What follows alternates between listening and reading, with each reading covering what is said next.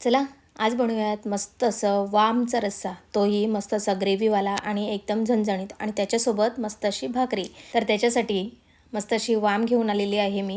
आणि आता ना जास्त मच्छीसुद्धा मिळत नाही. आता मार्केटमध्ये जास्त करून वाम, कोळंबी किंवा तळ्याची मच्छीच असते. तर म्हटलं चला आज वामची मच्छी घेऊन येऊ. तर आपल्याला मच्छी जी आहे ती 1-2 पाण्यामध्ये धुवून घ्यायची आहे आणि त्याच्यानंतर आपल्याला रश्श्याची तयारी करायची आहे.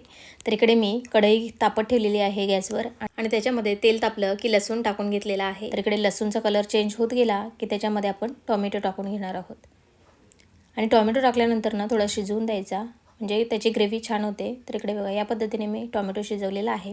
आणि आता आपले मसाले टाकणार आहोत. तर याच्यामध्ये मी हळद, मीठ, गरम मसाला आणि तिखट मसाला घेतलेला आहे.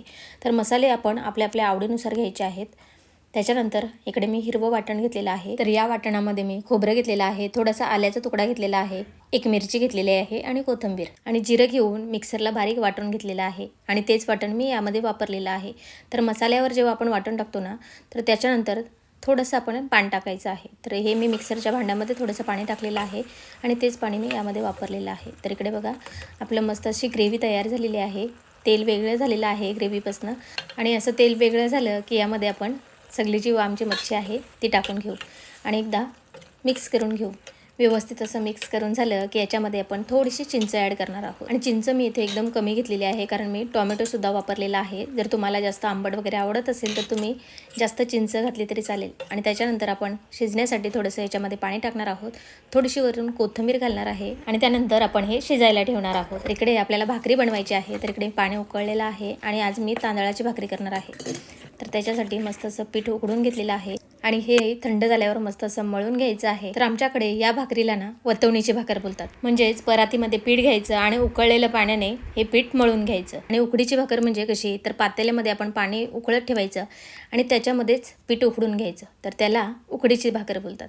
तर अशा प्रकारे या भाकरींच्या 2 वेगळ्या पद्धती आहेत.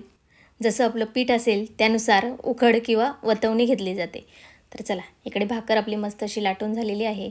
आणि भाकर तव्यावर टाकली की पटकन पाणी चोळून घ्यायचं, नाहीतर काय होतं भाकरी गरम होत जाते आणि पाणी चोळायला आपला हात शेकला जातो. तर इकडे थोडंसं पाणी कोरडं झालं की भाकरी आपली पलटी करून घ्यायची. चला तर एका बाजूला आपण मच्छी ठेवलेली आहे ती सुद्धा चेक करून घेऊ. तर इकडे मच्छी झालेली आहे आपली रेडी आणि याच्यावर आपण कोथिंबीर घालून झाकण ठेवून बाजूला ठेवू. आणि मच्छी शिजायला काही जास्त वेळ लागत नाही. तर इकडे भाकरीसुद्धा दुसरी बाजू छानशी शेकली की आपण पलटी करून घ्यायची आहे. दुसरी बाजू छान शेकली ना की भाकरी अशी छानशी फुलते. तर इकडे चला भाकरी तर झालेली आहे आपली रेडी आणि मच्छीसुद्धा झालेली आहे रेडी. चला तर भेटूया पुन्हा एकदा अशाच नवीन रेसिपीसोबत. तोपर्यंत खात राहा, स्वस्त राहा, मस्त राहा, बाय.